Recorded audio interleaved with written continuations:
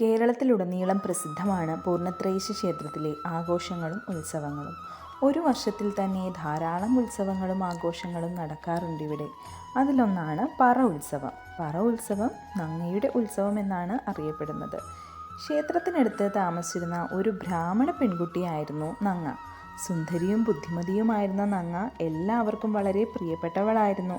നങ്ങയുടെ കുടുംബാംഗങ്ങൾ പൂർണ്ണത്രയീശ ഭക്തരായിരുന്നു. നങ്ങ ചെറുപ്പം തൊട്ടേ അമ്മയോടൊപ്പം പൂർണ്ണത്രയീശനെ ദർശനം നടത്തി പോന്നിരുന്നു.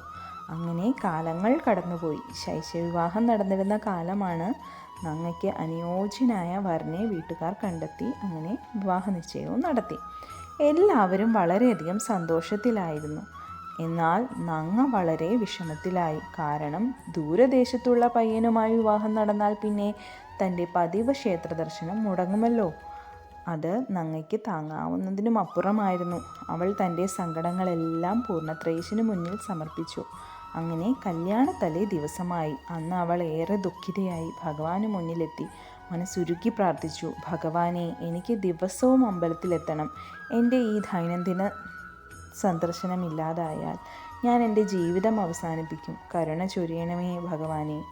ഭഗവാന് അവളെ കണ്ടില്ലെന്ന് വയ്ക്കാനായില്ല. അടുത്ത നിമിഷം അവൾക്ക് ശ്രീകോവിലിനുള്ളിൽ നിന്നും 2 കൈകൾ നീണ്ടു വരുന്നതായി അനുഭവപ്പെട്ടു. അവൾക്ക് ഭഗവാൻ തന്നെ വിളിക്കുന്നതായി തോന്നി. അവൾ ശ്രീകോവിലിനുള്ളിലേക്ക് കയറിയതും ശ്രീകോവിലിൻ്റെ വാതിലുകൾ തനിയെ അടഞ്ഞു. പിന്നീട് ആരും നങ്ങയെ കണ്ടിട്ടേയില്ല.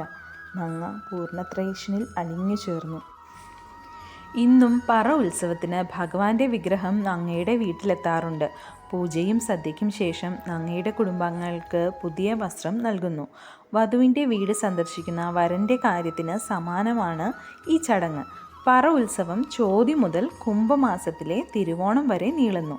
നങ്ങയുടെ ഉത്സവം. എല്ലാവർക്കും പൂർണ്ണത്രയീശൻ്റെ അനുഗ്രഹം ഉണ്ടാവട്ടെ. രാധേ രാധേ.